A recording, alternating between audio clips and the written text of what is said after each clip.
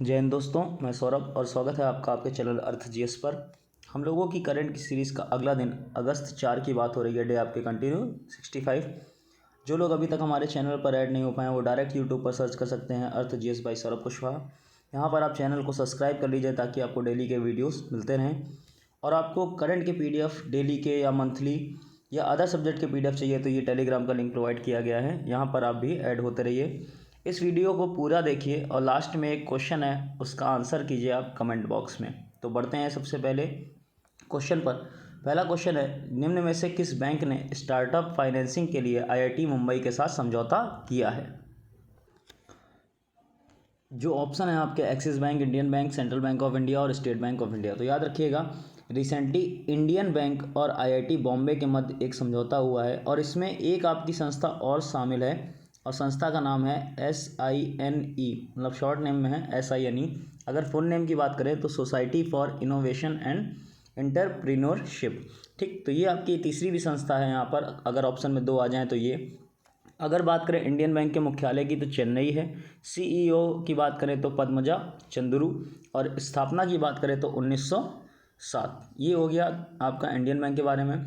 और समझौता किस चीज़ में हुआ है? ये जो बैंक है आपकी इंडियन बैंक, ये स्टार्टअप के लिए, नई चीज़ों के लिए, इनोवेशन के लिए आपकी इन संस्थाओं को, IIT बॉम्बे को और जो SINE है साइन वाली, इन दोनों को लोन प्रोवाइड करेगी। और कितने तक का लोन प्रोवाइड कराएगी? 50 करोड़ रुपए तक का।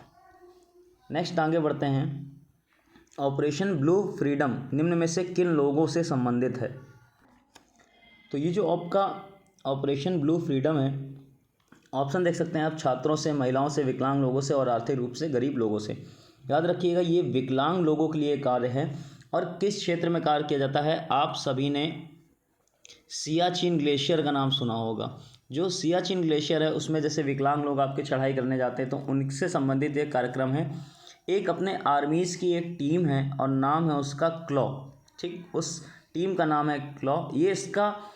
ये जो आपका ऑपरेशन है ब्लू फ्रीडम, इसका प्रतिनिधित्व करती है। तो याद रखिएगा, अगर पूछ दिया जाए किसके द्वारा चलाया जाता है तो टीम का नाम क्या? क्लॉ। और किन लोगों से संबंधित है? विकलांग लोगों से। कहाँ पर? सियाचिन ग्लेशियर। नेक्स्ट आपका है, संयुक्त राज्य अमेरिका ने 7वें कॉन्काकैफ गोल्ड कप में किस टीम को हराकर इसे जीता? तो सबसे पहले तो एक चीज़ यहाँ समझ लीजिए कि ये आपका जो कप था, इसकी संख्या कितनी थी आपकी? किस नंबर का आयोजन था? 7वां। और किसने जीता है? संयुक्त राज्य अमेरिका ने। याद रखिएगा, किसको हराया है? मैक्सिको को। और कितने से हराया है? 1-0 से, वो भी अतिरिक्त समय में। और मैक्सिको जो हारा, केवल 1 गोल से हारा। अगर किसने गोल किया अमेरिका के, तो उनका नाम है आपका कैलिन। नाम उनका, जिन्होंने गोल किया है, जो अमेरिका के डिफेंडर हैं, कैलिन एकोस्ता। ठीक, तो याद रखिएगा, अगर पूछ दिया जाए कि फाइनल में एकमात्र गोल किसने किया तो कैलिन एकोस्ता। और अगर बात करें कि 2017 के बाद ये अमेरिका का आपका पहला गोल्ड खिताब है और 2019 में मैक्सिको ने ही अमेरिका को इस गेम में हराया था। अगर बात करें कि कौन सर्वश्रेष्ठ खिलाड़ी रहे तो नाम उनका हेक्टर हेरेरा। नाम उनका हेक्टर हेरेरा। और ये आपके किस देश के हैं? मैक्सिको के। नेक्स्ट आगे बढ़ते हैं। अलेक्जेंडर ज्वेरेव ने जीता टोक्यो ओलंपिक में पुरुष एकल टेनिस। ये किस देश के निवासी हैं? तो अगर बात करें इनकी टीम की कि कौन सी टीम के हैं, तो ये जर्मनी के हैं। कहाँ के हैं? जर्मनी के। और इन्होंने जिनको हराया है वो याद रखिएगा आपके रूस के हैं। और अगर हारने वाले का नाम पूछा जाए कि कौन हारे हैं तो नाम उनका कारेन खचानोव। ठीक, तो अगर हारने वाले का नाम पूछ दिया जाए तो नाम उनका कारेन खचानोव। और ये सिंगल में जीते हैं आपके, इनकी एज है आपकी प्रेजेंट टाइम में 24 साल। तो जब ये जीते हैं, इन्होंने अभी तक एक भी ग्रैंड स्लैम इससे पहले नहीं जीता था। 1988 में एक बार ऐसा और हो चुका है कि जर्मनी के आपके एक प्लेयर थे, नाम उनका स्टेफी ग्राफ। नाम उनका क्या? Steffi Graf. वो एक बार अपना एकल में और जीते हैं और ये दूसरे आपके जर्मन बने हैं जो पुरुष एकल टेनिस में जीते हैं। तो याद रखिएगा, इस तरीके के क्वेश्चन भी बन सकता है। ये जो अलेक्जेंडर ज्वेरेव हैं, ये आपके जर्मनी के किस नंबर के टोटल पुरुष एकल टेनिस में जीतने वाले खिलाड़ी बने? तो आपके किस नंबर के? 2nd। नेक्स्ट आपका है, कोविड-19 के खिलाफ 100% टीकाकरण हासिल करने वाला पहला भारतीय शहर कौन सा बना? ऑप्शन है आपके सामने, रायपुर, भुवनेश्वर, बेंगलुरु और जबलपुर। याद रखिएगा, अच्छा क्वेश्चन, और ये क्वेश्चन आएगा ज़रूर किसी न किसी एग्ज़ाम में। तो ये जो आपका 100% टीकाकरण है, ये हासिल किया है किसने? भुवनेश्वर ने। वहाँ के जो आपके भुवनेश्वर नगर निगम हैं, बीएमसी बोल सकते हैं, ये 55 आपके सेंटर चलाते थे किसके? कोविड वैक्सीन के, कोविड-19 वैक्सीन जहाँ पर आपको प्रोवाइड कराई जाती थी, और लगभग आपके 9 लाख लोगों को यहाँ पर वैक्सीन लगाकर 100% टीकाकरण हासिल कर लिया गया है, वो भी 18+ आयु के। अगर उड़ीसा की बात करें तो आपके सीएम कौन है? नवीन पटनायक, और राज्यपाल गणेशी लाल। नेक्स्ट आपका क्वेश्चन है, मार्शल जैकब्स ने टोक्यो ओलंपिक में पुरुषों की कितने मीटर स्पर्धा में स्वर्ण पदक जीता? सबसे पहले तो बात कि ये जो मार्शल जैकब्स हैं, ये आपके किस देश के हैं? ये आपके इटली के हैं। किस देश के हैं, किस कंट्री के हैं? इटली के हैं। और इन्होंने 100 मीटर की रेस में ये स्वर्ण पदक जीता है। अगर बात करें कि सेकंड नंबर पे कौन रहे, तो वो सेकंड नंबर पे रहे अमेरिका के। ठीक, देश का नाम पूछा जाए तो कौन सा? आपका अमेरिका। और थर्ड नंबर पे अगर पूछा जाए तो कनाडा। ठीक, तो पहले पे इटली, सेकंड पे अमेरिका, और थर्ड पे आपका कनाडा। अमेरिका की बात करें तो जो प्लेयर सेकंड पे रहे, नाम उनका फ्रेड कर्ली। और अगर कनाडा की बात करें, जो थर्ड नंबर पे रहे, नाम उनका आंद्रे डे ग्रास। नेक्स्ट आपका क्वेश्चन है, इन एन आइडियल वर्ल्ड निम्न में से किसके द्वारा लिखी गई है? सबसे पहले ये जो आपकी बुक है इन एन आइडियल वर्ल्ड, ये आपकी 2022 में प्रकाशित करी जाएगी। कब प्रकाशित करी जाएगी? 2022 में। और इसके जो राइटर है वो कौन है? आपके कुणाल बसु, नाम उनका कुणाल बसु। ये आपकी जो बुक है, इसके साथ एक और बुक का नाम बता दें इनकी, जो बहुत फेमस है। नाम उस बुक का मनहर के कॉलेज की लिबरल पार्टी। याद रखिएगा, ये बुक बहुत पूछी जा सकती है। ठीक, इससे ज़्यादा जो इन एन आइडियल वर्ल्ड है, ये पूछी जा सकती है कि आपकी मनहर के एक कॉलेज की लिबरल पार्टी। तो दोनों के राइटर आपके कौन? कुणाल बसु।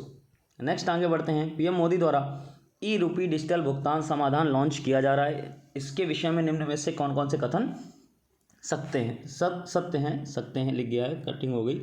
ठीक, यहाँ पर आपके एक नया ऐप आ रहा है, डिजिटल भुगतान आ रहा है, नाम उसका क्या? ई-रूपी। पहला क्वेश्चन किसके द्वारा लॉन्च किया गया? पीएम मोदी द्वारा। याद रखिएगा, पहला क्वेश्चन ऑप्शन आप देख सकते हैं, यह क्यूआर कोड या एसएमएस स्ट्रिंग पर कार्य करता है। मतलब आप डायरेक्ट स्कैन करके क्यूआर के थ्रू या मैसेज के थ्रू कार्य कर सकते हैं। यह बिना किसी मध्यस्थ की भागीदारी के बिना सेवा प्रदाता को समय का भुगतान का आश्वासन देता है। तीसरा, इसे एनपीसीआई ने अपने यूपीआई प्लेटफॉर्म पर विकसित किया है। चौथा आपका उपरोक्त सभी। याद रखिएगा, ये जो आपका ई-रूपी डिजिटल भुगतान वाला जो आया है, इसके लिए तीनों ही ऑप्शन सही हैं। यानी जो ऑप्शन आपका बनेगा कौन सा? उपरोक्त सभी। ये स्ट्रिंग, एसएमएस या क्यूआर कोड पर कार्य करता है। बिना किसी मीडिएटर के आपका जो भागीदार है, जो भुगतान कर रहा है और जिसको मिल रहा है, उनके बीच कनेक्शन होता है। और इसे किसके द्वारा जारी किया है? एनपीसीआई। एनपीसीआई के फुल नेम की और बात कर लें अगर, तो आपका national payment corporation of India. याद रखिएगा, NPCI, national payment corporation of India.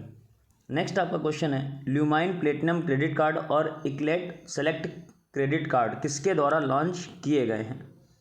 Option आप देख सकते हैं, पहला LIC card services limited, LIC CSL बोलते हैं, आईडीबीआई बैंक, दोनों के द्वारा या दोनों में से कोई नहीं। याद रखिएगा, इन दोनों ही संस्थाओं ने आपकी एलआईसी, सीएसएल और आईडीबीआई दोनों ही आपकी इसमें शामिल है। यानी ऑप्शन कौन सा सही होगा? थर्ड। प्लेटिनम कार्ड के नाम क्या क्या? ल्यूमाइन प्लेटिनम और इक्लेट सेलेक्ट क्रेडिट कार्ड। दोनों ही कार्ड इनके द्वारा लॉन्च किए गए हैं। और इस कार्ड की एक खासियत है कि आप जो कार्ड धारक हैं वहाँ के, वो 3, 6, 9 या 12 महीने की ईएमआई का विकल्प खुद से चुन सकते हैं। ठीक, क्रेडिट कार्ड है तो आपको वैल्यू प्रोवाइड कराते होंगे। ठीक, तो याद रखिएगा, दोनों संस्थाएं आपकी और 2 क्रेडिट कार्ड। नेक्स्ट आपका क्वेश्चन है, सिम बाइंडिंग फीचर हाल ही में किस बैंक द्वारा लॉन्च किया गया है?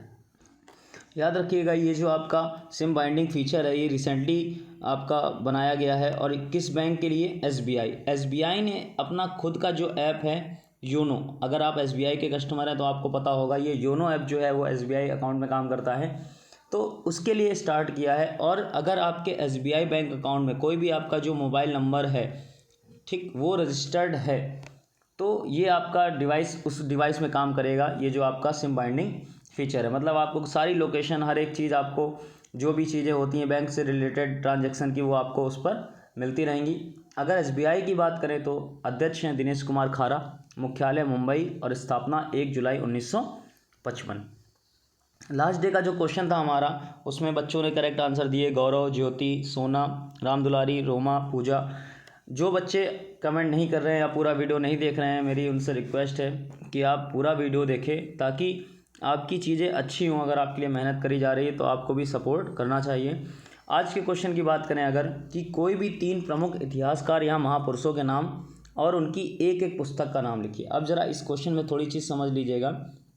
आपको कोई भी 3 हिस्टोरिकल या प्रेजेंट टाइम में जो लेखक हैं, करंट की न्यूज़ छोड़ के, जैसे आपका स्वतंत्रता तक की बात करें, महात्मा गांधी, सुभाष चंद्र बोस, या उनके पहले दादा भाई नौरोजी, ठीक, या आपके जो पुराने लेखक रहे हैं कालिदास, सूरदास, इस टाइप के लेखकों की कोई भी, आपको केवल 3 लेखक और उनकी एक एक बुक का नाम लिखना है।